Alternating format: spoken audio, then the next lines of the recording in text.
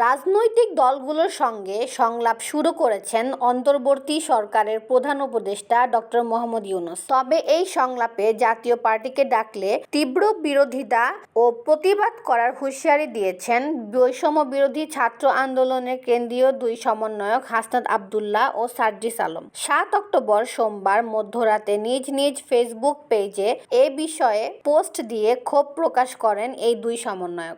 জাতীয় পার্টিকে হাসনাত আব্দুল্লাহ ফ্যাসিস্টের দোসর ও সার্জিস আলম মেরুদণ্ডহীন বলে আখ্যা দেন। ফেসবুক পোস্টে সার্জিস লিখেছেন, জাতীয় পার্টির মতো মেরুদণ্ডহীন ফ্যাসিস্টের দালালদের প্রধান উপদেষ্টা কিভাবে আলোচনায় ডাকে। হাসনাত আব্দুল্লাহ তার ফেসবুক পোস্টে লেখেন, স্বৈরাচারের দোসর জাতীয় পার্টিকে সংলাপে আমন্ত্রণ জানানো হলে আমরা সেই আত্মঘাতী সিদ্ধান্তের তীব্র প্রতিবাদ ও কঠোর বিরোধিতা করব। ৫ অক্টোবর থেকে প্রধান উপদেষ্টা ডক্টর মোহাম্মদ ইউনূসের সঙ্গে শুরু হওয়া সংলাপে অংশ নিয়েছে বিএনপি, জামায়াতে ইসলামী সহ বেশ কয়েকটি রাজনৈতিক দল। তারা সরকারের কাছে বেশ কিছু বিষয় তুলে ধরেছে। তবে দলগুলোর আলোচনার প্রধান বিষয় ছিল জাতীয় নির্বাচন।